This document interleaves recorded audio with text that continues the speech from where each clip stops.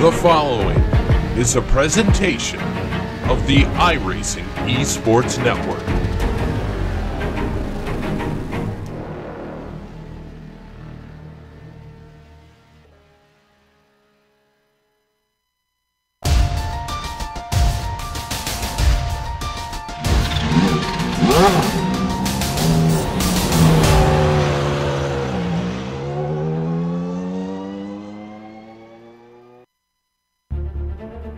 One of Detroit's most famous exports, the White Stripes, once sung about 300-mile-per-hour blues.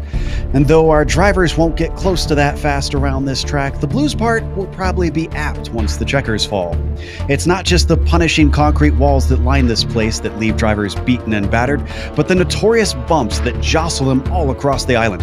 Hopefully it'll be less heartbroken blues and more Motown joy as we get ready to watch round 4 of the iRacing Kamel GT series. And you'll see it all live here on the Global SimRacing channel and the iRacing Esports Network. Hi, I'm Joe Peak, and with me in the booth is Nick Schmeg.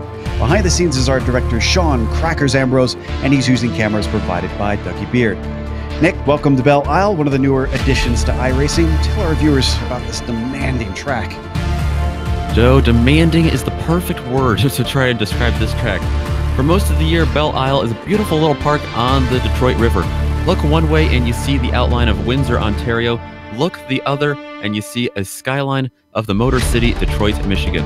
Museums, an aquarium, a casino, multiple different places to walk, bike, and run, a nature reserve, and a beach. Those are just some of the things that make up Belle Isle. Today, though, the streets are the star of the show as they turn into a racing venue.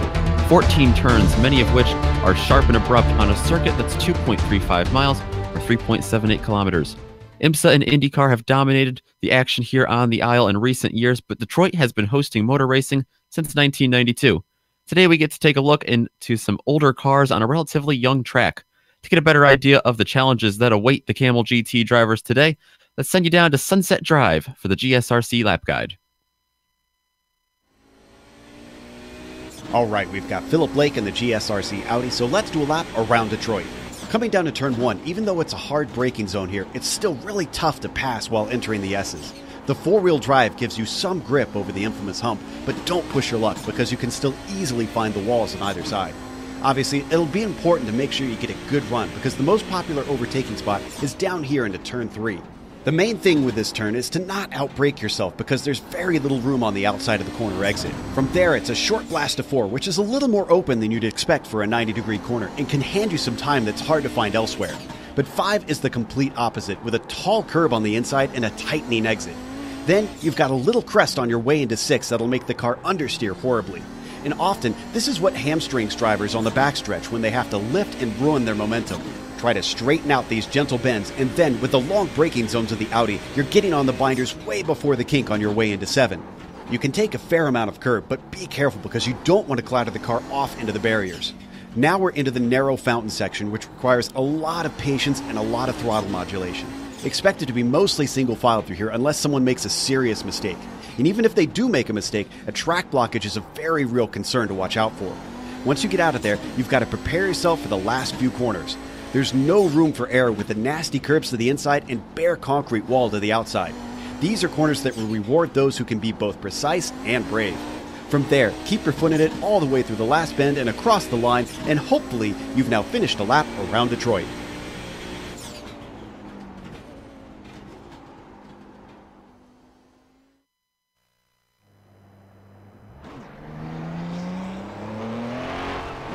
There's a lap around Belle Isle in the Audi, and we'll see Nissans out here too, of course. And well, why don't we talk about the Nissan Points Championship, starting with the GTPs.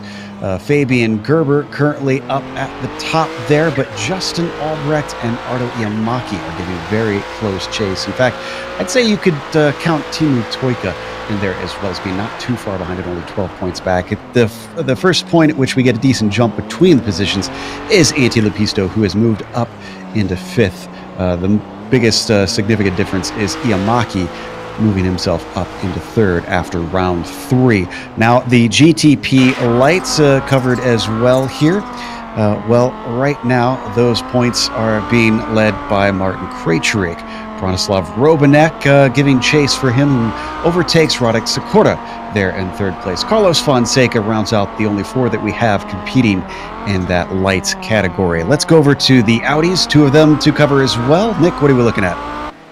The GTO standings here, always exciting to watch here as we are in round 4 of the season. Riley Thompson leading that just by a slim margin right now. Milan Arnozzi, of course, closed that gap last week with the win. He's 4 points back. Phil Lake, 14 points back.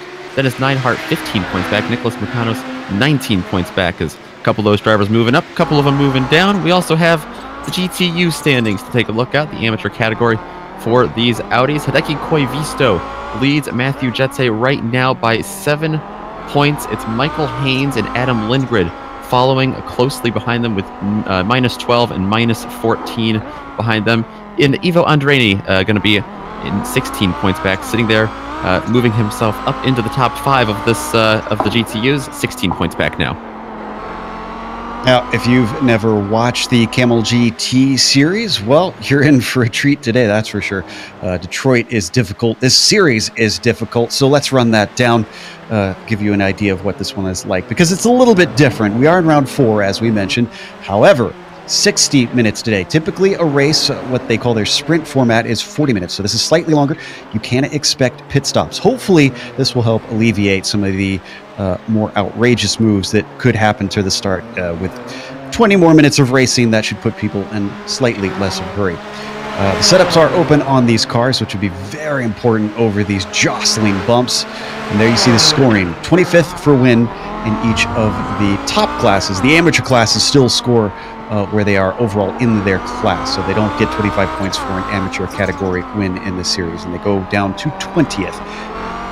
Mentioned it a little bit earlier when we covered the Lotus 49s earlier today, and I'll say it again. If you love vintage racing, watch us here on the iRacing eSports Network, and you can catch it every weekend if you click that big red button that says subscribe. Make sure and do that. You can catch not only the Kamel GT and the Lotus 49, but as well all the World Championship Series here on IESN.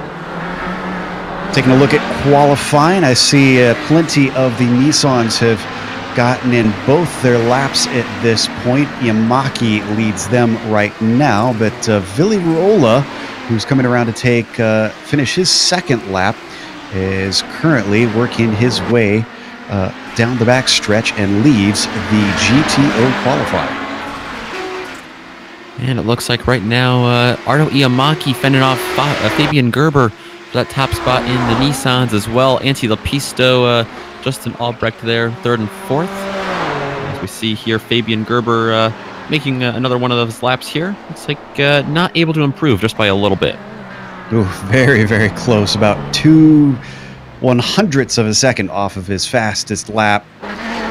Milan Arnozzi, who has really found himself at the sharp end of the field now and has been dealing with it well, sits in 5th. His second lap will improve, and it does not bump him up, unfortunately. So even though he knocked off 2 whole tenths, he stays in 5th for the moment. Milan Arnozzi, of course, lots of momentum coming in here from last week at Sonoma. A very, very exciting race there at Sonoma. Milan Arnozzi able to steal the win, moving up about 11 spots in that whole race to get that win. Lots of momentum for Arnozzi today, and looks like he's going to be sitting about P5 right now as it runs in qualifying to start this race. Matthew Jette just across from his homeland here in Detroit. The Canadian, just a couple more corners to go with 2 minutes left in the qualifying, so he should be able to get this second lap as long as he doesn't touch the wall. One of those things that we don't mention a whole lot is that you can actually have your lap disqualified by a brush with the wall. Yeah, we often think of the 1x incident points, you know, if we're going a little bit off track, but there's not really many opportunities here to go off track. We have some grass in the infield sections, but more or less all of the walls here with the street circuit being as it is, not many places to go off track, but you do get a 0x mostly for brushing that wall in just a little bit, and it'll be the same you know, punishment you have for getting an off track, just does not count your lap. The good news is that as we watch, Belle GT did have that lap count and actually gets himself up into 6th in class. Now, Johnny is done with his qualifying, so I believe the only driver, actually waiting on a few drivers to take qualifying laps. Toika didn't have his first one count. John Keefe is still yet to turn in one, and I believe Tanner McCullough is getting ready to finish his second lap down in the Audis. And Teemu Toika, that was the story last week at Sonoma, not able to get a qualifying lap in, so sure, he's glad to get that qualifying lap in this week as he goes up to P2 right now. Finn going to be starting on the front row, it looks like right now, by 1/1000th of a second behind Ardo Iamaki. Yeah, this isn't a track where you really want to have to repeat that feat, I'm sure. So Teemu up on the front row will give him a good chance at the win, as we've seen many times before here in Kamel. Now, Tanner McCullough, with just about 20 seconds left, should be able to cross the line. Let's see what the second lap holds. For him, he's in 12th right now, a 31.4 for his first lap, and his second lap does not count. So I believe with just a few seconds left and John Keefe not able to finish his lap, I don't believe. That is going to take us to the grid here for round 4 in Detroit. Ardo Iamaki is going to be starting on the pole with Teemu Toika. Outside of him in second, Fabian Gerber starts row 2 in third, and Valtteri Alander in 4th. P5 goes to Antti Lepisto. Justin Albrecht starts in 6th. Then it's Stephen Warkup in 7th, and Martin Krejcik with a great qualifying in 8th. Jorge Suarez starts in 9th with Clayton McLeod rounding out the top 10. Branislav Robanek in 11th, and Carlos Fonseca starting P12. Then it's Heitor Sintes Galindo starting 13th, Johnny Bell 14th, Hideki Koivisto 15th. And rounding out the qualifying times that did come in for the GTP Sandro Picardi, John Keefe and Ryan Lang did not get a lap in. Over in the GTOs, Vili Rolla going to have the pole over there. A couple of the drivers making the 129 part, or breaking into the 129s. Vili Rolla at the top of that. Phil Lake going to be second alongside of him on the front row. Riley Thompson third. Nicholas Mecanos fourth. Milan Arnozzi, as we were talking about just a little bit earlier, he's going to be starting 5th in front of Matthew Jetse, who starts 6th. Dennis Neinhardt, who also had quite the run last week, is behind them, 25th overall. Adam Lindgren, Gregorio Buscemi, Franco Scurry will round out the top 10 in GTO. Alyssa Ferry will be 29th overall. Tanner McCullough behind her. Niels Jordan, Sander Vanderwell going to be starting 32nd overall. That's 15th in the class. Dave Peterson, Lori Mantavara, Jonathan Boyce-Vert, Cedric Poyle, Javier Lago, and Reed Miller, the Canadian, not able to get a qualifying lap in. He will round out our 38-car field combined here today at Belle Isle. Good news is, I know our graphics do show the Nissans at the back of the field, but they will start at the tail of their own class as long as they don't start from pit lane. Here's hoping that they do split the class. There was a little bit of chatter before. Sometimes with this being official racing, drivers aren't as aware of what is considered gentlemanly rules here in mixed class racing. So as the roof pace car takes off, just taking these last 3 corners of the lap. So thankfully we don't have to wait for them to do a full pace lap before we go racing for 60 minutes here in round 4 of the iRacing Kamel GT series. You can see they're being led by Iamaki, with Toika staying right with him, not wanting to let him get away. Going to watch him on the start. Boy, he does not wait at all. Green flag is out, and immediately he jumps away ahead of the Finn. Iamaki leading Toika down into the first corner. Gerber slots in the line. The real question is going to be how they get over the hump out of turn 2. And the same story in the GTOs. Vili Rolla really shot out there as soon as the green flag waved. Phil Lake behind him. Riley Thompson in third. No big changes for position as they're single file right now in that class as well.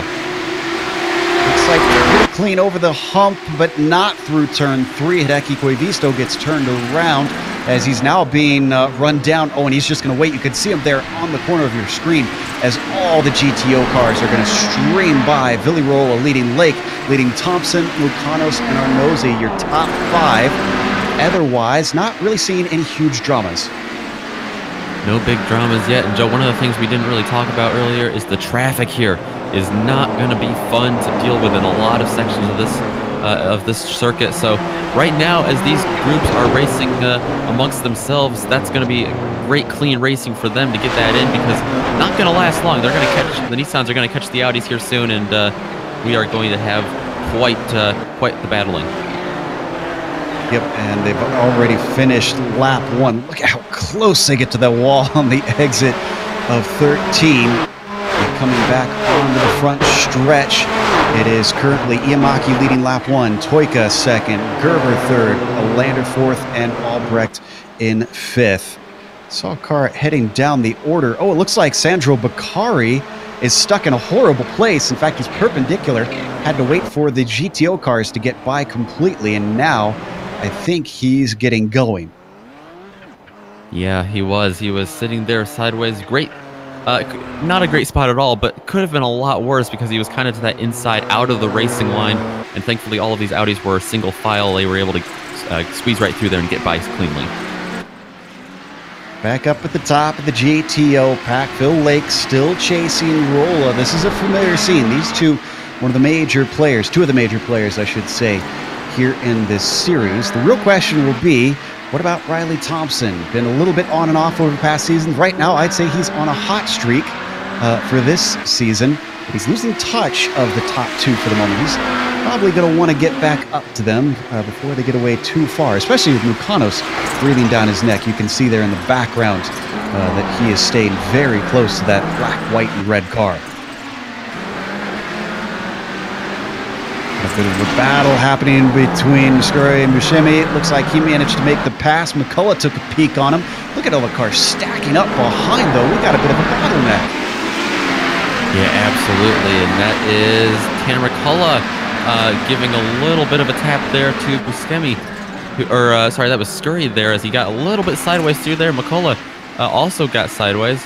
And it looks like a couple of cars set someone off. Get a slowdown off the pace. Yeah.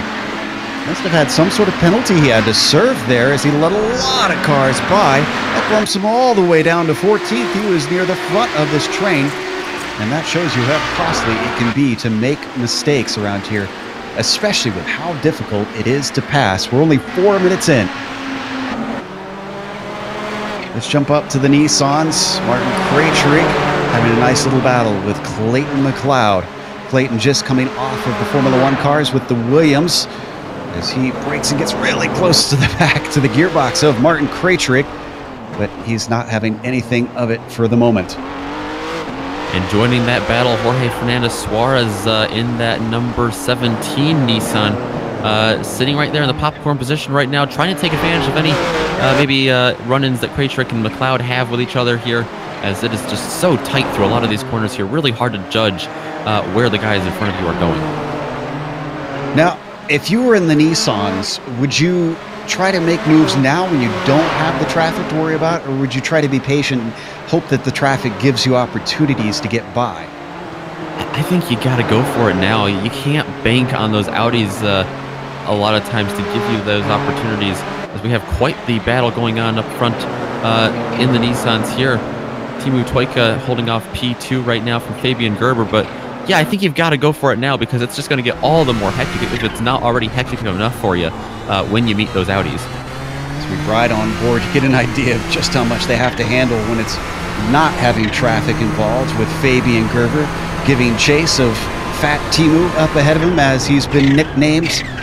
I always hope that he's okay with that nickname. He hasn't said anything about it yet, so I assume he is. But looks like as they head into the fountain section, not going to be an opportunity down into turn 7. We had an overtake between Aitor Sintes Galindo and John Keefe. Remember, Keefe did not get a qualifying time, and he's got himself up to 10th now. As looks like Sintes Galindo now has Fonseca. Let's take a look at the replay to see how this unfolded. This was at the tail end of all that battling we saw earlier in this class. Oh, so is that someone on their lid? Oh, yeah. I'm trying to figure out who that was. Well, that was Jorge Fernandez Suarez, actually. And that was his own doing. Yeah, it was. Helped a little bit by being scooped up by, I think that was his teammate, Galindo. We got one more view on that. I'm glad that our director went back as far as he did, because I had no idea that that happened.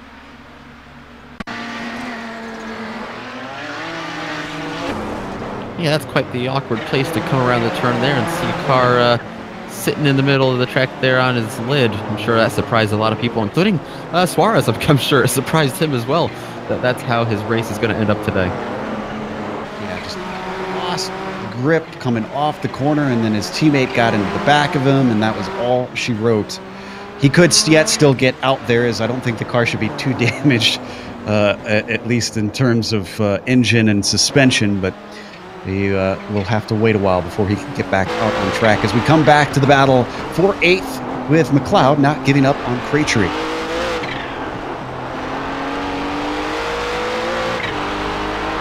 Holding behind him and giving chase as they work their way down to turn 1. And set himself up off of the hump towards 3. Go ahead. Yeah, turn 3 is really probably the best passing opportunity in this whole track. It's that sharp right-hander, but you get a huge run down here, down on Central Avenue here, and then you're going to make that sharp right turn as you see there. They go through there. McLeod can't get it done there, can't get quite close enough right now to Prix to pull up alongside of him. Things are about to get interesting as we take a look at the Audi leaders. Now, they're staying relatively close, about a second of each other between Roller Lake and Thompson, but it's the tail end of the field that I'm most interested in, because guess who is rocking up to the back of Javier Lago?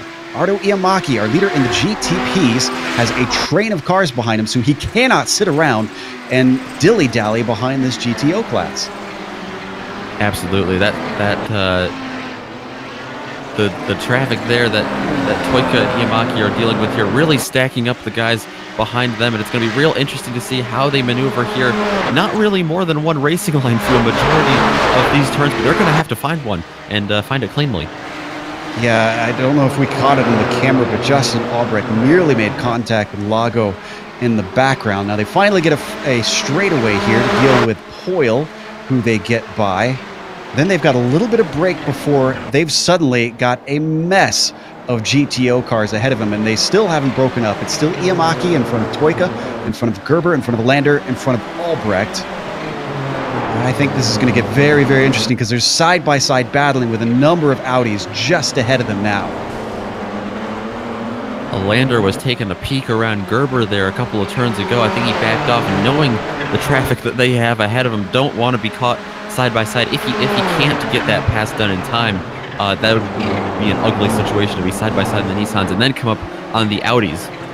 And our viewers might be wondering, well, I can't see any traffic ahead of them. Well, they catch them really quick here, and you'll see it especially in this fountain section as we look off the back of Iamaki towards Toyka. Now there are just a few car lengths between himself and Niels Jordan, who brings up the tail end of it. Now these guys have sorted it out. They're mostly single file, thank goodness. They were still battling side by side. This would have been an absolute mess. They're going to catch him at a bit of an awkward spot, looks like.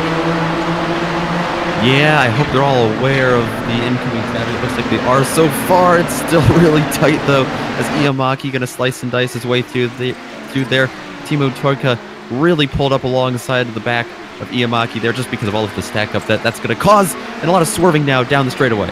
Everybody trying to position themselves, both dealing with the GTO traffic, but also trying to defend, and Toyka's not able to take advantage of it. In fact, he gets held up by Lori Montevada.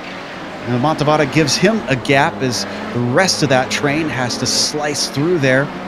But the best one that took all of this seems to be Iamaki, who got himself a brief gap now that they hit the backstretch. Oh, and Hideki Koivisto, we see him stopped backwards and takes a tow. Let's take a look at what happened here to Koivisto. He's coming up on some traffic. That tends to be a big red flag for me that he made contact with somebody. Seen flashing the lights there, try to alert the Audis in front of him, but... Was that netcode or was that him spinning the tires?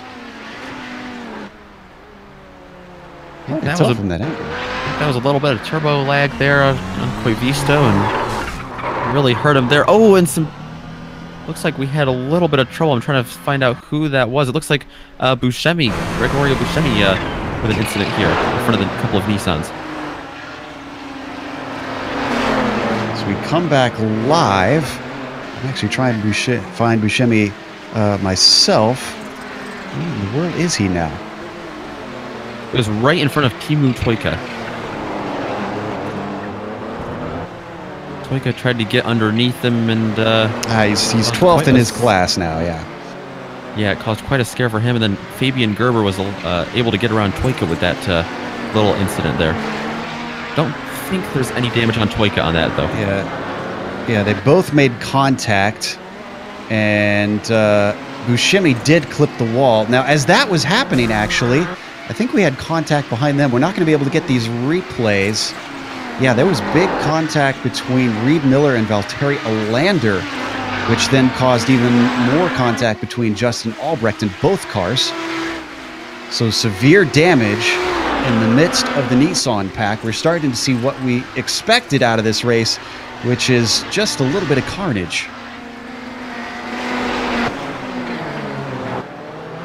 That battle up for second place in the Nissans. Fabian Gerber has now swapped with Teemu Toika. Somehow he found his way by. Teemu does not look interested in letting that one sit, though. Look at the defense from a Gerber down into turn one. Not typically a place to pass. Yeah, definitely not. He was just looking to defend there. I think if Toika was really, really eager to get that back, he wasn't able to do that there. A couple of Audis in front of him, though, still. Looks like Matthew Jette and Adam Lindgren, the two Audis, the next two Audis they'll be meeting. Yep, they're just about in the thick of the mid-pack in the GTO class right now, so thankfully they're spread apart and can give them a little bit of wiggle room to get through. Now they are catching on the back of the Iamaki because of that traffic. As they hit the backstretch one more time when Bryn gets out of the way. When Lepisto's gone into the pits, let me see if I can figure out what happened. He was one of our front runners. Oh, he's got lots of damage. It was into turn 12, it looks like. Now, there was a stopped car. It was Dave Peterson. You're going to see right here, completely blind corner, no time to react. Yeah, that was exactly the issue there for Lepisto. No time to react, nowhere to go. There's nothing else I don't think Antti Lepisto could have done there driving that #1 car. Now, unfortunate for him. We don't need to get the replay, but I can report that Javier Lago and Jonathan Boisvert had a little bit of coming together in turn one shortly after that. So they have a little bit of damage from that incident. We switched back to Fabian Gerber, who is still giving chase on Iamaki. Toika's not been able to retake him and trying his best to keep him in touch, but it seems like the traffic... Oh, did Toika just touch the wall out of 4 there? It was awful close. I think he did touch it. He did, yeah. I think the back end just came around just enough. Yeah, it definitely did. There's definitely damage there on that left rear part of the car there for Toika. Let's take a look at the replay. Let's see if we can get an onboard, get a feel for how hard this thunk was. See, he's still running behind, coming down to turn 3. Handles this one nicely, although a little bit of a slide that he catches beautifully. Here's turn 4. Oof. Yeah, got to be careful about that. I wonder if he had any sort of suspension damage out of that, because he's dropped pace. Quite a bit. He is dealing with Audis right now. I don't know if that has much to do with that, as he's able to get around Milan Arnozzi right now, but it may have some rear suspension issues there. It looked like it was just in the left rear. I don't think his left front made contact, which probably would have been worse for him. Definitely would have been worse for him. Oh, let's go to the leaders of the GTPs, because Fabian Gerber is starting to poke and prod on Ardo Iamaki. Gerber, our current champion, is certainly willing to try and do what it takes to get up for another win. He's taken many of them during our time of coverage. I think he is threatening on that number 6. Absolutely.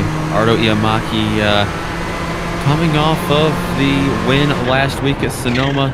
Wasn't able to get it done at Silverstone, but he did get it done at Summit Point. So 2 for 3 on the year so far for Ardo Iamaki. I'm sure he'd love to make it 3 for 4. Certainly would. It would help him towards a championship of his own. But look at this. This is the battle for second that they've got going on in the GTO class ahead of them. Let's see how quickly they give way. Riley Thompson is the first. Then ahead of him, it's Phil Lake, you see, in that orange and blue car. Thompson stays a little bit wide. But he has to use so much more of the track through that final corner. I'm keeping my eye on this battle for a second here. Sorry, Fabian Gerber sticks his nose in through one, trying to go the long way around using traffic, but it swings back, the track does, and it favors the likes of Iamaki, so not able to take advantage of it. Great job by Gerber to not get in the back of Phil Lake, but it was a valiant effort to use what he could. Yeah, that was a real close call. I'm not sure if he maybe anticipated Iamaki to move over just about half a lane more to the right. Would have given him a little extra room, but great job there by Fabian Gerber to avoid contact there. And still, he didn't let Iamaki get away much at all from that little bobble. Just the GTO leader now for them to get by. That is Billy Rolla. They're going to catch in an unfortunate place. Fountain section, one of the most single file portions of this track. And I think right now, Iamaki is simply plugged up. Gonna have to wait for out of 11. Can he get the power down soon enough? He certainly wants to. He's looking to the inside. He's gonna have a go, and he does get through. Fabian does not. That gives him a gap. Ville Rolla going to split up that battle for the time being, but that's going to be Fabian Gerber going by Rolla right there. Rolla, who actually raced 2 of the races so far this year in the Nissan, so he definitely knows, of all people, the pain they're experiencing trying to get through all of these Audis patiently. Now we see Ville Rolla back in the Audi this week, leading that class. You can see Toyka still trailing behind and still quite a bit back, not able to use the traffic to try and regain some of those 3 seconds he's lost up to P2.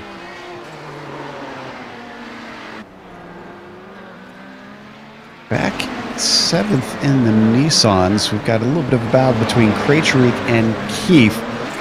Keefe again still climbing his way slowly but surely up through the field. In fact, I'd say this is fairly good progress, considering we've only gone about 1/3 of the way through the race, and he's up to 8th. Now, a number of his competitors in his class did fall afoul of some damage and have DNF'd. Regardless, I think survival might be a little bit of the name of the game today. John Keefe, I'm sure he hasn't loved the season he's having so far. His best finish was last week. Oh, contact there, and caught it. Martin Krejcik just about lost it there when he made a little contact with John Keefe. Yeah, Keefe nearly slid into the tire barrier. I'm not sure that, from what I know of John, he's terribly happy about that, as they kind of came together side by side. Great job by both drivers from that going afoul, especially with how much traffic was around them. He's going to get another go, especially right here, because look at this Milan Arnozzi in front of Krejcik at a horrible place through 13. Allows Keefe to get right up to him. Squeezes through there in time. Peeks to the inside of turn 1, but there's not enough braking into this fast right-left set of S's. John Keefe, I was just about to say about him, with his best finish so far this year, 11th last week at Sonoma. I'm sure he'd love just to get a top 10. He's there right now. As he peeks to the inside, he's going to have the preferred lane into turn 3. Oh, but Krejcik's not giving up on him. Just can't get the power down off the corner. Now that John's done with that and up to P7, he's got 3.5 more seconds to go up to Valtteri Alander. Steady progress for the Hoosier. Haven't looked at the GTOs in a while. Down in 11th, we've got Alyssa Ferry and Gregorio Buscemi. Now, Buscemi certainly had a roller coaster of a day already, and he's got a lot of racing left to go. as he pokes his nose a little bit to the inside down to 3, but gets back to the racing line. Looks like both of these drivers, Alyssa Ferry and Gregorio Buscemi, have been driving less than perfect handling cars. It looks like they both have quite a bit of damage on the front of those things. I have to imagine it's almost going to be a Bristol-esque sort of race, that very few cars will come out of this race without some sort of damage, either from the walls, the bumps, or other cars. There's a great run down the backstretch, ducking to the inside, but Buscemi just doesn't have enough in him.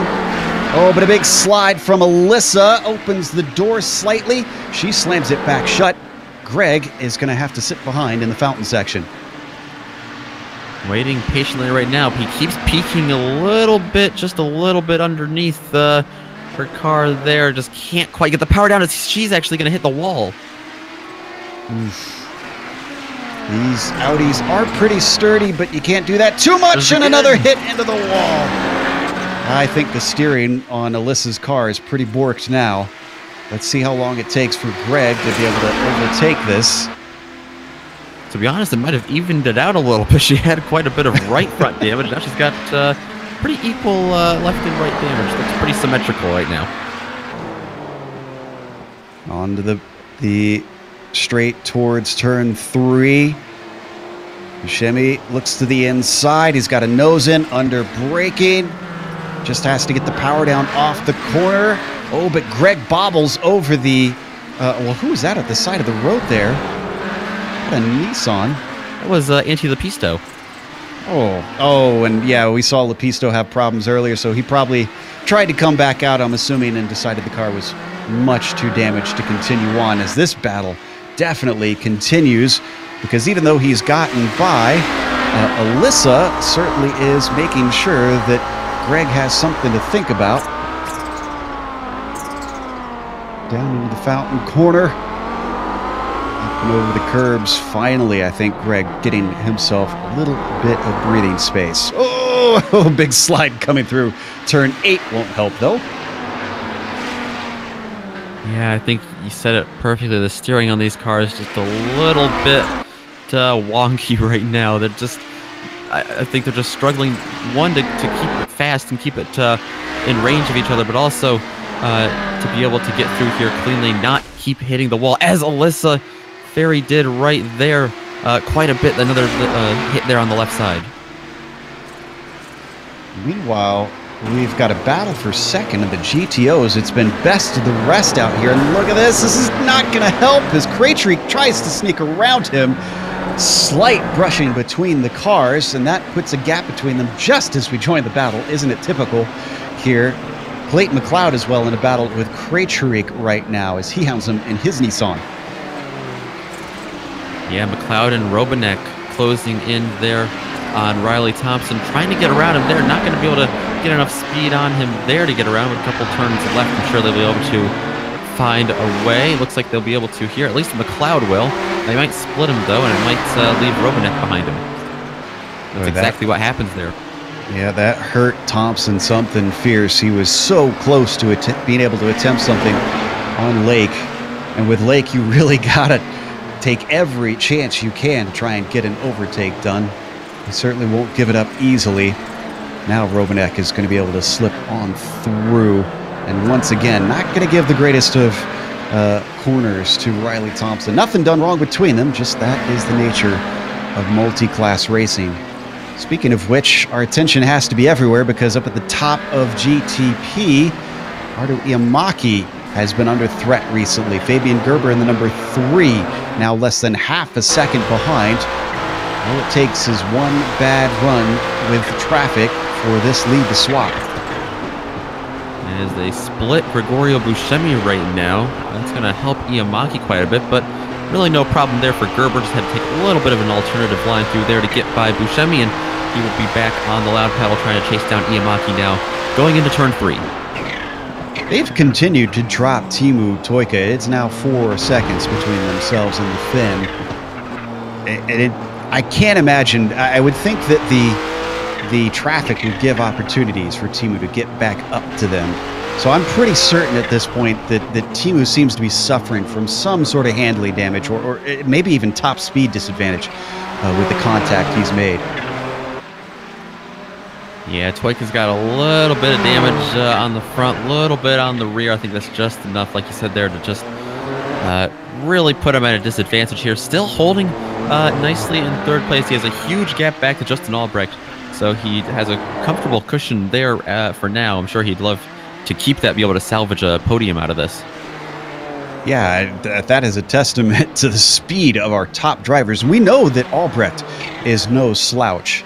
So for him to be 24 seconds back, 25 nearly now. As we take a look at the GTOs, once again, Adam Lindgren and Matthew Jette in a nice little fight. They're going to be separated momentarily by the likes of Johnny Belle. Ryan Lang going to sneak through 2. These two are in a battle for 11th in the GTPs.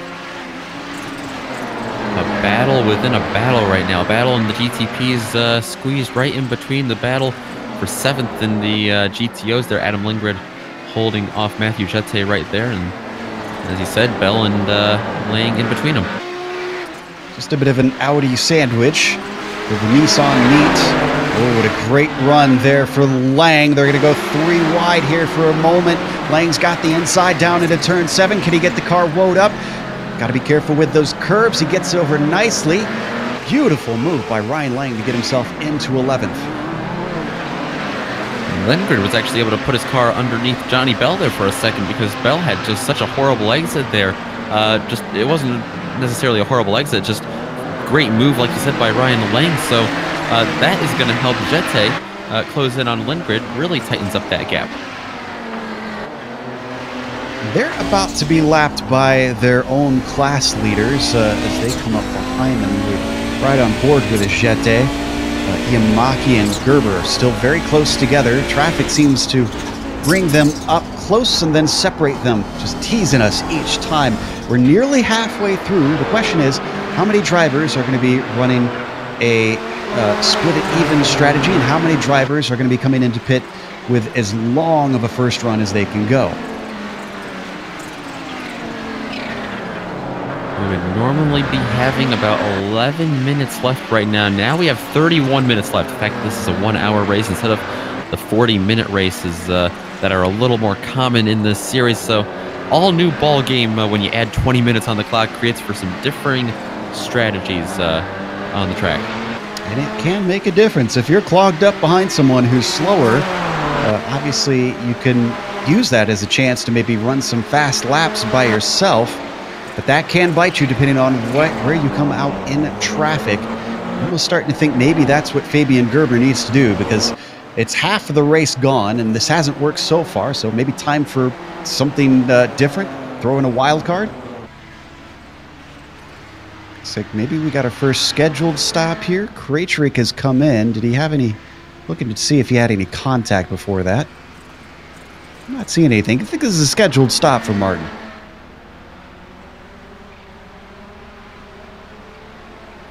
Does have a little bit of damage. I can't tell if that was that might have been an incentive for him to pit. That little bit of damage to make an early pit stop. That's a really good point as we take a look once again at the battle for the lead. Maybe that's what Toika needs to do. Maybe he needs to come in, get a little bit of repairs, get some of the speed back in the car, and get back out there, as now they overtake Ryan Lang, who dutifully gets out of the way. Yeah, I definitely think that's what Toika should do here. Needing a pit stop anyway, you might as well do it now when you have the damage that is altering Toika. Unless Toika doesn't think that that's why he's slower right now. It might not be. We're just us speculating right now, but yeah, that'd be an interesting call for Toika to make on whether or not he wants to pit early. Looks like Justin Albrecht is coming in now. And he did have a hard thunk early in the race, coming through 12 and 13. So I think he is also employing this strategy, just coming in midway, very short stop, back out just 7 seconds. Compare that to Martin Krejcik, who seemed to be waiting for that damage to be fixed. Krejcik was in there for 31 seconds on my screen.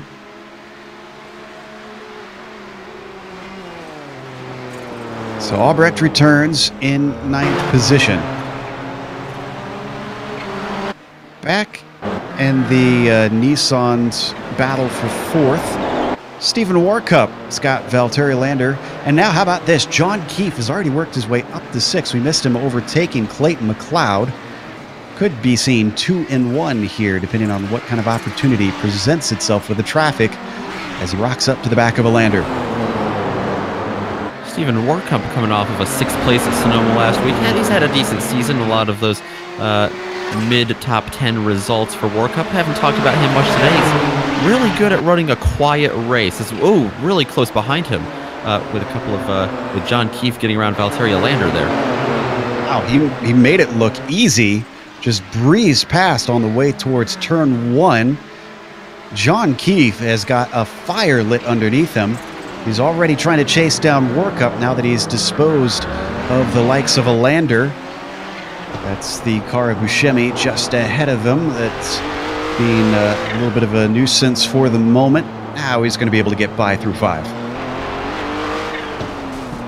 Quite the bottleneck through there as Keefe and a Lander try to get through Buscemi there, like you said, but really close racing right through there. Now opens up here on the straightaway and just shows you just how quickly these Nissans can really close a gap like that. Interesting thing to note, Justin Albrecht has come in for a 2nd time. Oh. And it's a 16-second stop this time. That is very curious. I'm not sure exactly what's going on there. Can also report Milan Arnozzi has been in and out. Alyssa Ferry has taken her stop. Oh, and Arnozzi's in again. Oh, you know what I just realized? I bet you Albrecht sped in the pit lane. 16 seconds. That's just a second over a typical penalty. That would make sense. Everyone trying to get as close as possible to that threshold there as Ardo Iamaki really having to hold off Fabian Gerber now. Fabian Gerber has closed that gap even more significantly now. Not much Audi traffic ahead of him besides Nicholas Mucanos, who I think they will be able to get by fairly easily here. We'll have to make sure and see, though.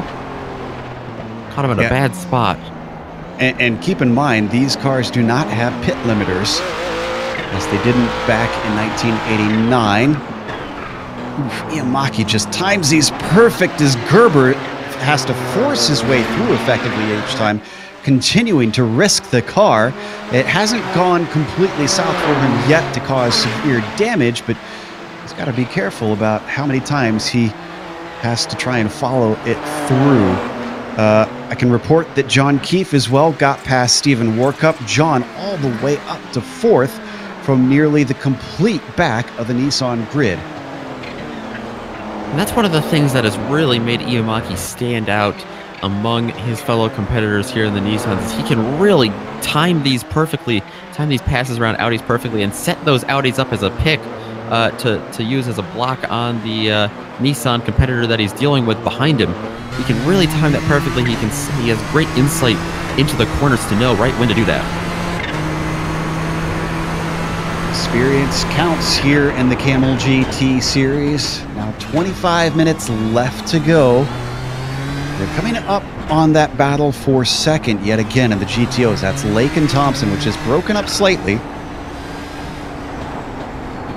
Yeah, Riley Thompson has not really been able to stick with Philip Lake, and that's so telling of the season that Riley Thompson's had. He's always been chasing someone, but nonetheless, he's had a great season. I believe it was a 3rd place, 3rd place at Summit Point, 2nd at Silverstone, 3rd at Sonoma. I'm sure he'd love to swap out a couple of those silver and bronze medals for a gold, get on top of that top step of the podium. He's already got a few. Oh, and a big checkup coming through turn 1 as they get stuck behind Phil Lake. But despite the extra speed, Fabian Gerber can't do anything with it. He's still going to have to trail behind the gearbox of Ardo Iamaki as they come through turn 3. What this did do is finally bring Teemu Toika a lot closer. Yes, it did, and Toika hasn't made the pit stop we were talking about earlier yet, so Toika might be a good call for him to stay out here. Maybe you take advantage of this traffic and get closer to Iamaki and Gerber, then come in with them and just try to see how it all shuffles out. He's definitely cut that down, though. It's about a 2-second gap right now from Toika to Gerber. understand, the Nissans can go roughly between 45 and 50 minutes of racing. It depends on what track they're on and how thirsty of a track it is. As they get up behind our GTO leader, Vili Ruola. And are we going to see it again?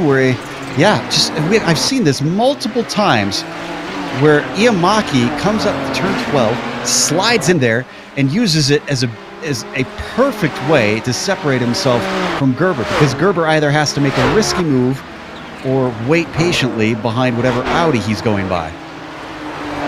Absolutely. He does that brilliantly there as he used Vili Ruola to get by, and now you see Teemu Tuikka get by Ruola. Tuikka still closing that gap quite a bit, 2.7 seconds at the line back from Arto Iamaki that lap. It's going to separate them just for a while. We report that Albrecht currently passing by Ryan Lang, but Lang has yet to take his pit stop.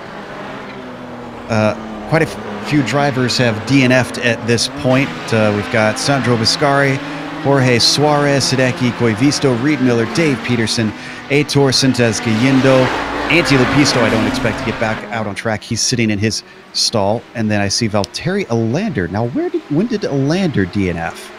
Oh, and trouble for Tuikka as soon as he said that. He caught it. That was a great save by Teemu Tuikka. Had a car in front of him as we go back and watch now. Looks like Javier Lago was off pace, and that might have thrown him off just a little bit getting to that turn. But watch this catch that Tuikka is able to make here. Yep, coming down to turn 7, unintentionally gives it some of that finish flick. Keeps the car going forward. My goodness, this isn't a car that you usually want to drift. So hats off to Teemu for getting that thing back going once again and not losing third place in the process. And Fabian Gerber is able to pull up alongside of Iamaki that time, down into the sharp right-hander, but he wasn't able to do it. He was on the outside of Iamaki, but that was the closest I've seen him in a while be able to try to make that pass. Yeah, that's one of the few chances we've seen where he's actually been door to door. It looks like it's been few and far between for him to have serious chances. And when they do, it almost always seems to be that Iamaki gets slowed up. Gerber could be able to do something, but his car's in the wrong place at the wrong time.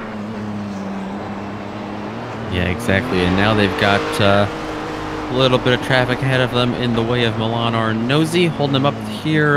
Not Arnozzi's fault, it's kind of just the section of the track, kind of an awkward place to catch anyone through there. It looks like Iamaki's going to be able to slip by him there, and I think once again he's going to be able to use him as a pick. No, Gerber's going to be able to get through that time.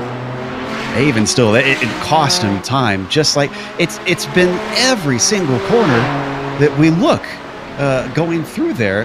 He's managed that, and normally I would attribute that mostly to skill, and it is. But God, he's been getting so lucky. Like, the racing gods have been smiling on Arto Iamaki with the biggest grin today. I don't know what it is. Definitely so far so good for Iamaki. Still 20 minutes left here. And we saw last week at Sonoma, anything can happen in the last couple of laps. So it's absolutely insane. And definitely no one is safe on that last lap. You got to be really on your toes, as right now Gerber dealing with a lot of traffic. He's got Warcup behind him. That is a lap down, and Buscemi right now in front of him. Yeah, now that he disposes of him, the damage between them, you can see up at the top of your screen. It was within a second. It is now almost 3 seconds between himself and Arto. But the traffic giveth and the traffic taketh. So I wouldn't be surprised if that disappears before these 20 minutes are over here at Detroit. And, you know, despite all our doomsaying and despite a bit of a rough start in this race, I have to admit, this has been relatively calm, especially for a Camel Series and especially for a race at Detroit. Stephen Warcup just got rear-ended by Buscemi and into the tire barrier. Into the tire barrier went Warcup. That was a awkward little tap there. It wasn't really it was kind of a little tap, but big damage for Warcup. Let's see if we got the replay. He's heading into 12. Yeah, and, well, you know, I talk about the beauty of Iamaki pulling off those moves. It looks like Warcup outbraked himself, actually. And Buscemi wasn't expecting it, so he's trying to stay wide to let him through. And unfortunately, he has to turn in at some point. So the Italian just got the rear of Warcup. And poor Steven finds himself the next DNF of today.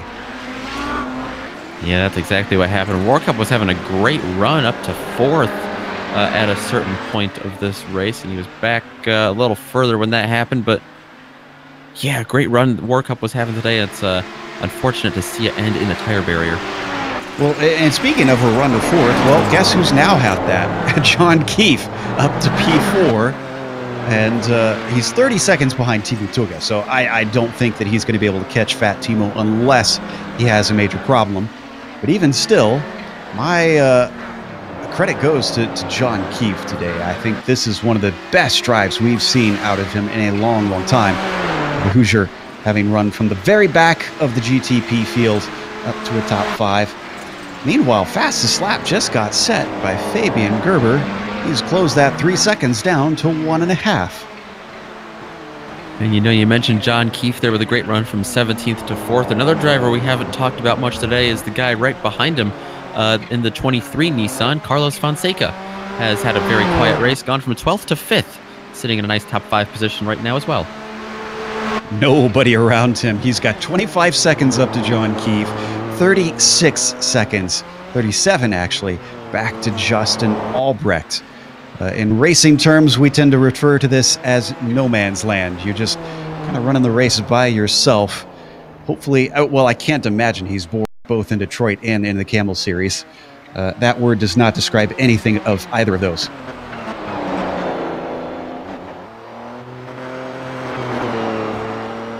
Still waiting on a lot of pit stops for our top drivers. Got a bit of a battle in 8th, and that involves a driver who has pitted, Milan Arnozzi. He's working on Gregorio Buscemi, who has not yet pitted, so he really does not want to dilly-dally. Wants to try and dispose of the Italian as soon as he can. Yeah, Arnozzi, he's also under pressure right now from Matthew Jetse, who's right behind them. That's also for position there. A lot of these cars, like you said, a lot of these cars all over the track gonna wind up finishing this race with dents here and there from the walls, from other cars, from the curbing, as we see Buscemi get into the wall just a little bit there. But nice 3-car battle back here for a mid-pack spot in the Audis. I'm curious, as we go back to Iamaki and Gerber now close once again. We see a lot of Italian drivers and a lot of Central Eastern Europe drivers in the Kamel series, and I'm curious what draws them to this over many of the others that we cover in particular. And I can't think, I mean, I would, if we covered the Ferrari series, I would think we'd get a lot of Italian drivers. Can't really think of any Central Eastern Europe cars that we have on iRacing. But for some reason, those two clubs just show up in spades here.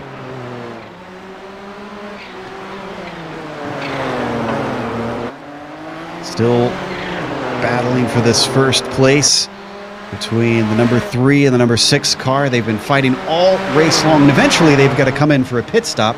We know that for sure. They cannot make a full hour in these Nissans around here. No hybrid systems on these old prototypes.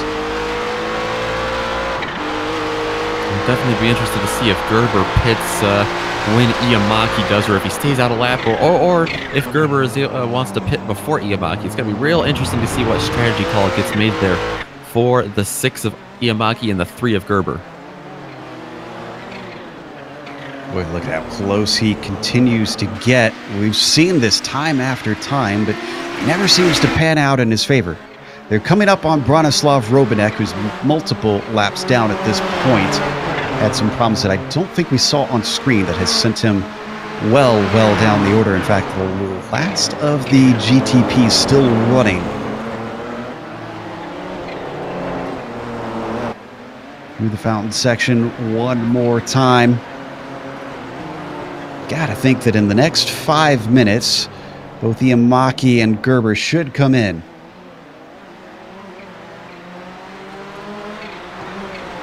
Yeah, I would think you don't want to make a pit stop super soon. You don't want to have a long pit stop, as Toyka has actually just had a little bit of an incident. He outbraked himself and into the tire barrier he went. We've seen trouble there all day, as Justin Albrecht almost got involved in that as well. We'll take a look at this on the replay here.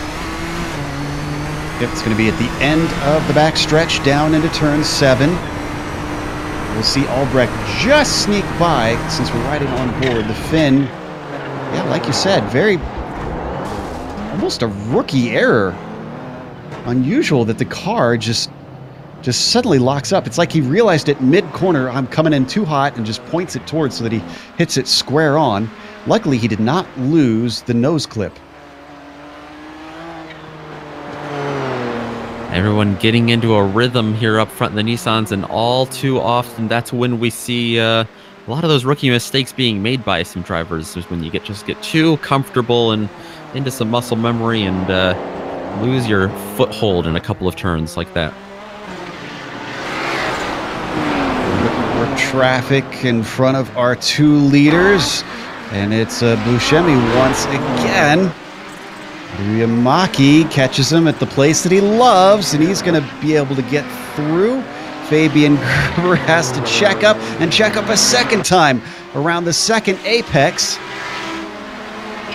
Now is he be able... Oh, he's still being held up. Goes the long way around, right between him and the wall. Buscemi says, hello, fellow racers, and then lets him through for those 2 to continue, but not without the damage done on Fabian Gerber.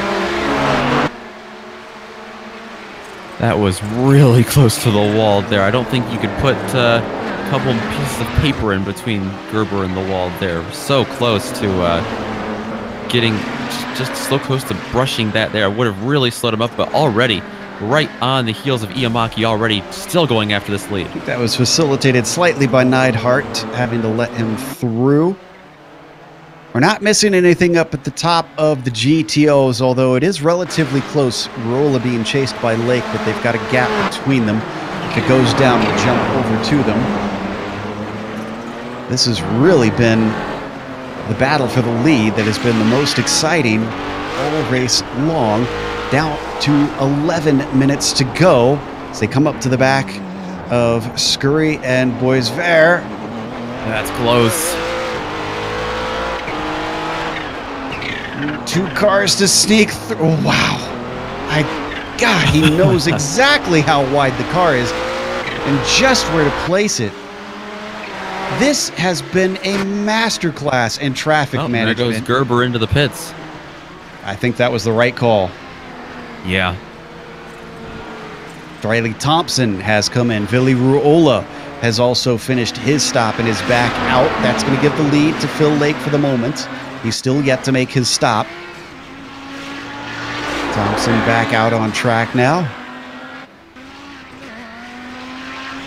So Gerber finds his stall. Where is this going to empty him, though? Now when did we... Oh, yeah, Teemu Toika lost the time by running into turn 7. I was going to say, how is Teemu Toika not getting by when he hasn't taken his stop yet? So looks like Gerber not only comes out ahead of third place Toika, but in a clear bit of track. He's only got McCullough and Jordan up ahead of him. So the question is when will Iamaki come in? Does he come in this time to try to cut that gap that Gerber might be able to cut into? It'd be interesting to see how long Iamaki stays out here, if at all. This is Vili Ruola, our leader in the GTPs, who's being held up by traffic himself. That is the like of Boisvert. Ruola took his stop, so he's having to deal with these cars who have yet to pit. And to answer your question about Iamaki, he does not come in.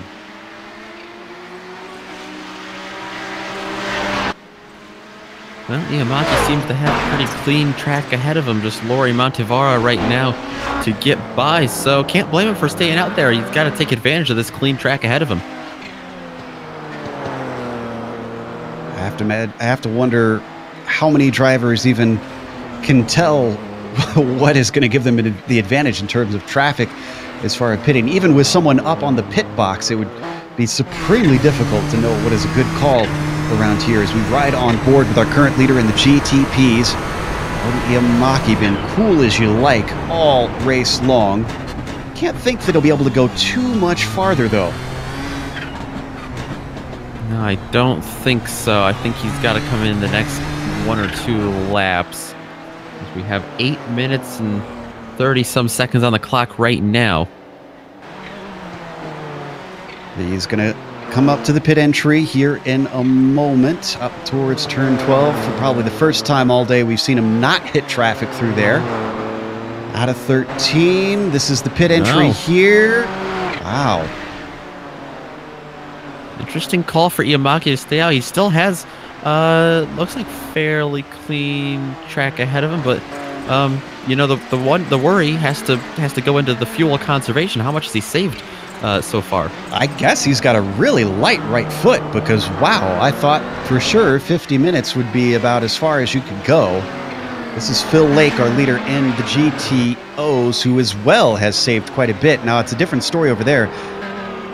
Almost all of the GTOs have pitted, Mukanos being the most recent. Tana McCullough we're waiting on, and Laurie Montevada, as well as Cedric Hoyle, along with Phil Lake, our leader.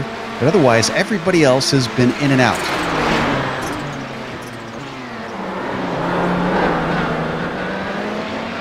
Big gap between himself and Rolla, who is in second because Rolla has taken his stop. But it is 30 seconds cone to cone. I don't think that Phil Lake is going to be able to get in and out, considering it's about 26 seconds between himself and the number 7 car. And it's not just Iamaki back in the Nissans that hasn't pitted yet. It's Toyka, Keefe, and Fonseca, too, in the top 5, running 3rd, 4th, and 5th like that, and also have not made a stop yet. Sorry, I was watching Phil Lake, and he has come in, but he almost got run over by a Nissan who didn't want to pit and was trying to go around him. Thankfully, they did not come to blows. Lake is in his stall, while Ruola is coming up to turn 12 now. Phil Lake out of his stall, but he's got a long way to go down this pit lane to the exit. Ruola up to turn 1 now. Where's Phil Lake? This actually might be pretty close. He's going to try to get it up to speed as he actually jumped him. He has. He's in front of him. But Vili Rolla right behind gets awful close to the exit wall on turn 2, and that hurts his speed. Phil Lake has somehow managed to jump him in the pit stops. Very impressive there for Lake. A second faster than Rolla, stationary in his stall. That certainly helps. All right, Iamaki still has not come in. Same with Toyka, Keefe, Fonseca, and Belle, as well as Lang. This is going to be our nosy that he gets by. With 5 minutes left in this race, he might actually save enough fuel. He goes around another time. I mean, is just this simply a slow enough track that these guys just lift and coast enough? We may have missed a trick here.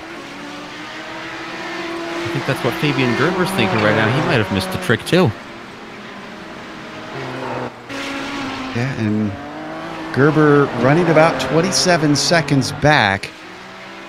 So he really have to hustle to run him down. In fact, let me look at the lap times.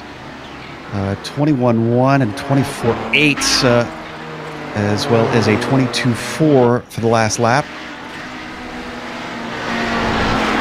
Ooh, and this battle for the lead, what was a close battle in the GTPs for the lead, is now swapped over to the GTOs. Lake being hounded by the Finn. Vili Ruola all over the back of him now. Ruola absolutely wants to get that spot back. I don't know when the best time's going to be. They've got to deal with traffic still. That is a Nissan right behind them in the form of Justin Albrecht. So it's going to be real interesting to see when Ruola can time this. And they don't have to worry about Riley Thompson too bad. He's 8 seconds behind them.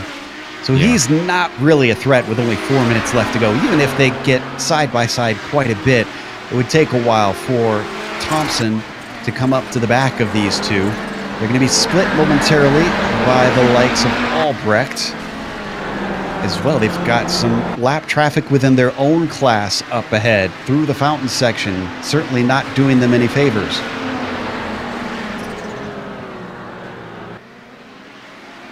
I'm sure Rula would love to see just a little bit of clean track here, but unless it would help him get by a Lake. Lake being kind of held up right now by Montevara. Yeah. Oh, and into the back of Montevara. Definite contact. Here goes Albrecht through. Rula sees an opportunity. He sticks his nose in, but it's not quite enough of one. So he has to back out of it by the time. Oh, did he brush the inside wall of one there? I think he did. I think so too. Right on board. Let's. Could we potentially get a replay here? Yeah, that's a lot of front right damage for Rula. You can see he thinks, oh, maybe I could follow him through because he's put off line through the final corner. Tries to stick his nose in yet again, but the rear starts to go away, and when he catches it, by that time the car is pointed towards the inside wall, and you could see as we come back live, the right side damage hurt him severely. He is now 2.5 seconds back from in and around the lake. Yeah, that was definitely more than a brush, so that was more of a jab at the wall right there from Billy Rula. 2 laps to go this time by. Iamaki, where is he? Is he going through turn 3? Yes, he is. Up to 4.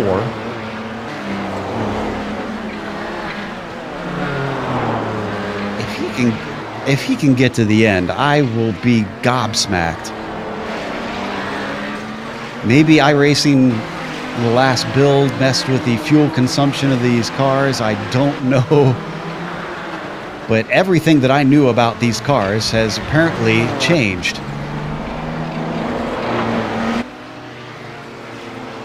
If he goes by, he's committed. He'll get white flag this time by.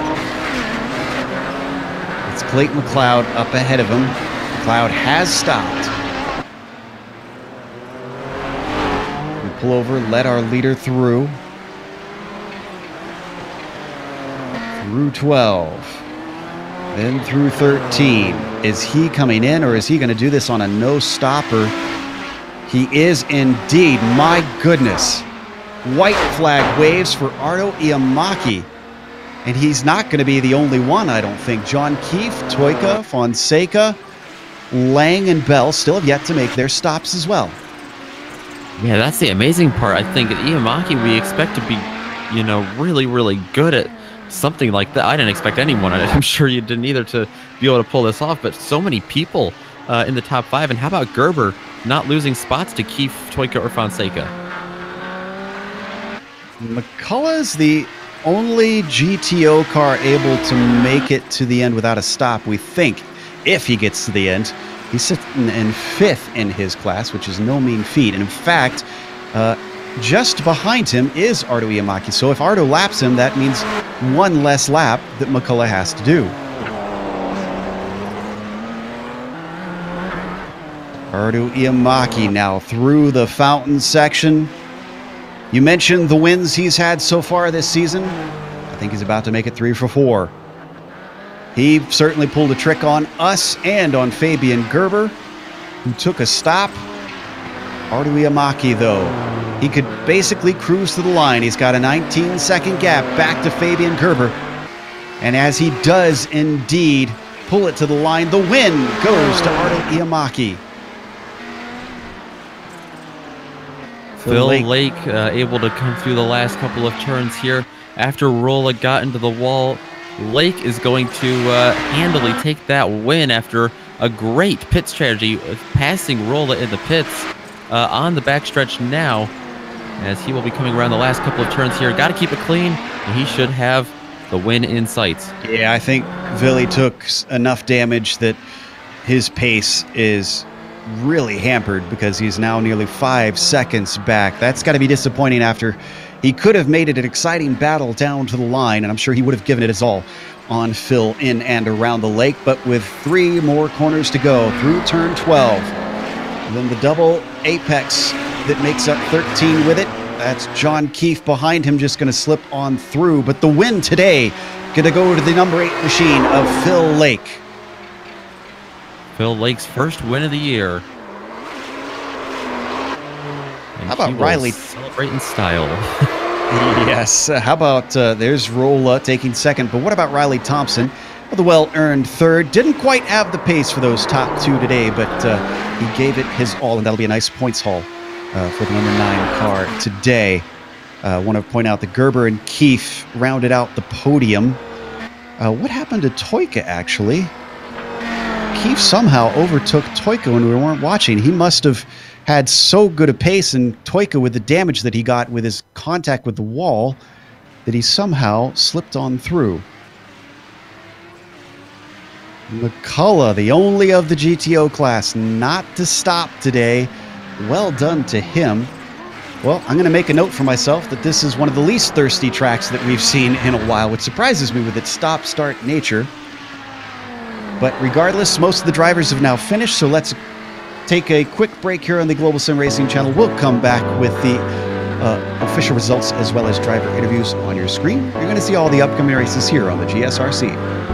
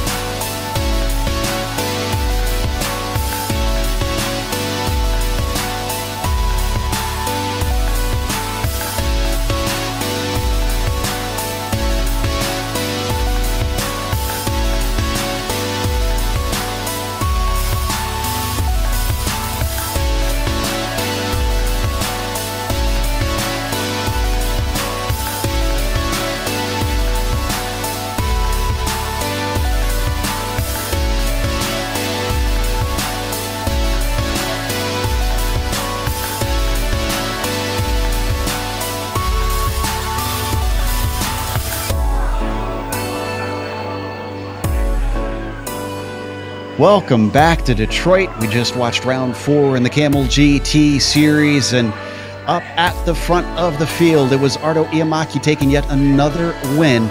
He's looking like he could challenge Fabian Gerber for the VCR Championship this season.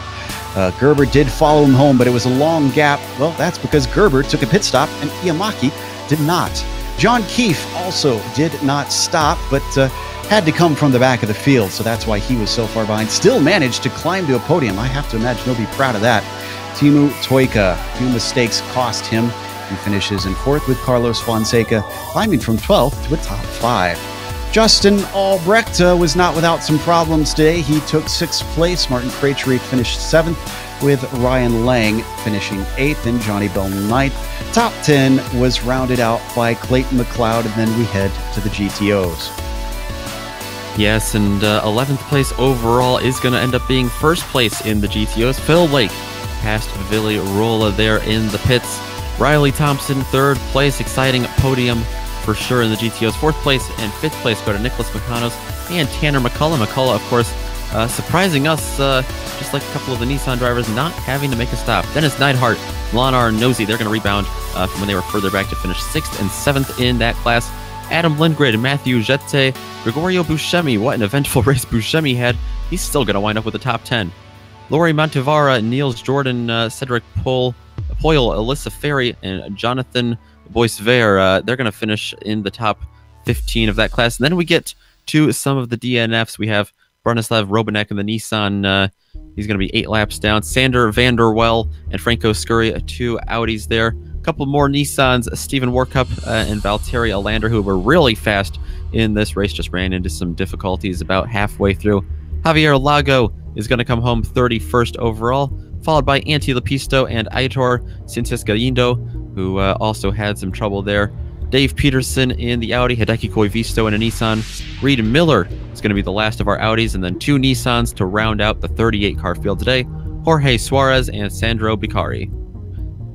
And with that, we've got Fabian Gerber ready to talk to us. The highest car who pitted, 2nd place. Fabian, we were really shocked that so many of the Nissans were able to go the full length. Was that known by many of the Nissan drivers that that was possible? I knew it was possible, yes, but I thought it would be pretty awkward to save fuel all race long, and battling for the victory. I thought it's maybe not the best idea to go for it, but Arthur showed that it's possible. It was possible.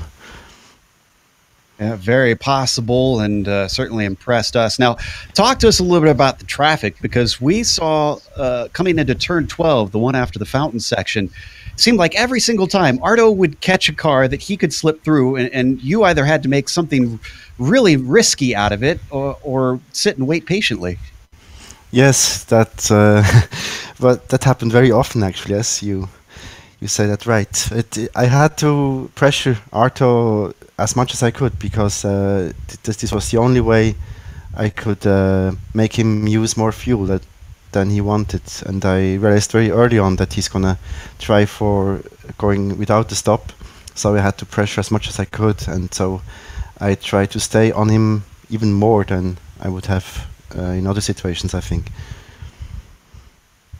But you did manage to survive. I see maybe a slight bit of damage on the car, but that might be more due to bumps than any sort of contact you made. How are your feelings after getting through this one? Is it rough as the real cars have to deal with an Indy car around here?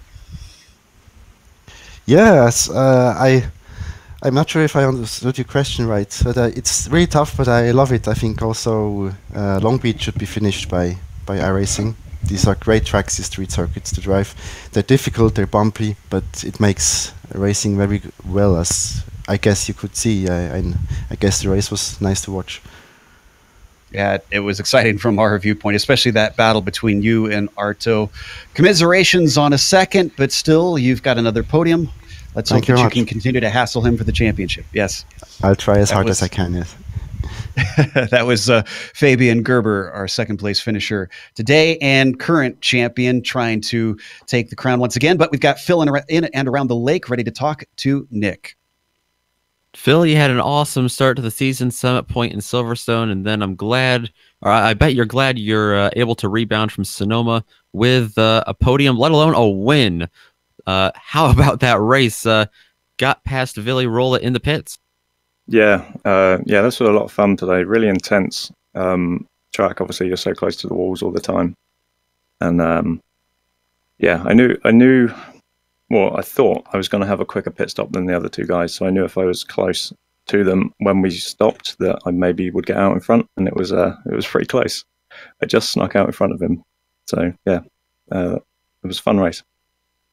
Yeah. So on the same topic of pit stops, did you think anyone in the Audis in your class was going to be able to make it without a stop? We didn't expect anyone in this race to. Tanner was able to in the Audis. We had a lot of Nissans not have to pit. But did that go through your head at all, or did you think you and Billy were going to have to pit?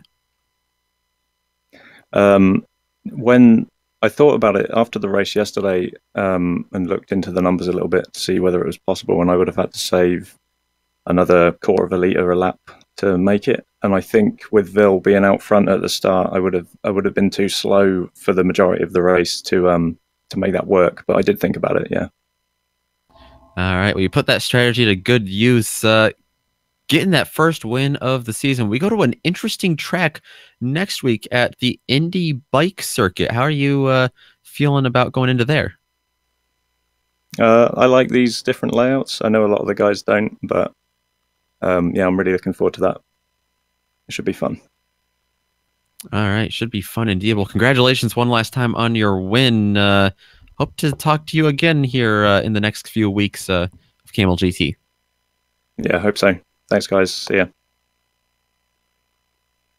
That was our winner in the GTO class, Philip Lake. Next up, we're talking to third in the GTPs. This was a Cinderella story if there ever was one. John, you didn't get a lap in qualifying, and somehow you found yourself on the podium. What were your realistic expectations going into this thing? Well, first off, what happened? Was there a lot of people that went out, or did I just really pass that many cars? Because I was so focused I didn't really even pay attention to where I was position-wise. Well, you were one of the few in the GTPs who did not take a pit stop. Was that your plan from the start? Yeah, I ran last night in our strength of field race on Fridays, and I was short by 20 gallons. So I was like, okay, well then that's a full tank. So I didn't know if I was going to have to stop for a splash or not. Honestly, I just filled the tank before the race. And yeah, I still had, I think, 3 laps left at the end. So I didn't save a drop. I can tell you that. Wow. Well, that makes it all the more impressive. You were quite a ways behind not only our winner, but from Fabian. So I think some of the attrition certainly helped here today. I mean, did you give it a little bit of leeway around here, especially with traffic? Yeah, I mean, like you pretty much know where you just kind of fall in line, follow the Audi through, and then get them on a straightaway. So traffic, the last time we were here, right after this track was released, I pretty much learned, everything that we needed to know traffic pattern wise around here during that race. And I mean, I knew what to expect coming into this, but then I had some issues on my end coming into the race. That's what caused me to not get a lap in. So starting dead last, I was like, top 10, I'll be happy. Walk out of here with a podium. I don't even understand that, but I'm certainly happy, and I'll take it. Yep. You always have to take what you can get. So as we have one more to go, we got to let you go. We got a lot of broadcasting left to do. Yes, Congratulations on a podium, and we'll hopefully see you next week. Absolutely. Thanks, Joe. That was John Keefe, third place here today. Up next, we have Riley Thompson talking to the likes, or excuse me, we have Nick talking to Riley Thompson here about his podium finish over in the GTOs. Yes, Riley Thompson here. Another podium finish for him today. Hasn't finished outside the podium yet this year. Riley, how about that race there? Getting another third place finish. Sure, you'd love to get second or first in one of these, but we got second once. But sure, you'd love to advance that. But how'd that race go on your end? It was honestly pretty nice being able to battle with Phil that time, and trying to keep with Phil was definitely interesting. Yeah, so we were wondering about the pit stops. Did you think you were able to go maybe all the way? Talk about your fuel strategy maybe a little more, and if you thought maybe you could hop up closer to Lake or Rula into the pits. Honestly, pit stops in this car are so weird. I had no idea that Phil was fuel saving, to be honest. And Phil, I thought I could maybe catch because I had been behind Phil the whole time, so I would have had some of that draft to help me. But overall, I thought, if anything, I'd just be able to get closer to them. Yeah, it surprised us for sure. The demanding circuit that Detroit is. We head to Indianapolis next week. A little bit of an alternative layout there. Have you had much practice at the bike layout there, or not yet? Or are we going to see quite the show there as well? I haven't had any practice there, but from what I've heard, it's definitely going to be interesting to race on. All right. Well, we'll see if the strand of podiums can continue for Raleigh. Congrats on another one here. 4 for 4 on the year to start this season with those podium finishes. Thanks. That was our third place finisher over in the GTO class, and that's going to wrap it up for our interviews today. We're going to get a little bit of a break here, Nick and I, and then we'll be back in a moment. But before that, we want to thank a few people. Of course, a big thank you goes out to the Kamel GT community for bringing us back for another season of coverage, as well to iRacing for putting us on the iRacing Esports Network. Again, if you enjoy this sort of racing, make sure and subscribe, because you'll find lots and lots more, and they'll keep you up to date so that you won't miss a moment. Thanks to the companies that provide the software and hardware for our broadcast listed here on your screen. And additional thanks go to Eric Ekholm and June Lalonde, who provide our wonderful music. See the screen for how to get a hold of more of their great work. Thanks to the team today, Nick, Sean, and Dougie. If you'd like to find out more about GSRC, including upcoming races, you can find it at globalsimracingchannel.com. You can check out our social media on Twitter at GSR Channel, Facebook at Global Sim Racing Channel, and Instagram at GSRC_Graham. Don't forget to head on over to our YouTube page as well on GSRC. Hit our big red subscribe button so you don't miss a moment over there. Right now, we have more action on GSRC still happening.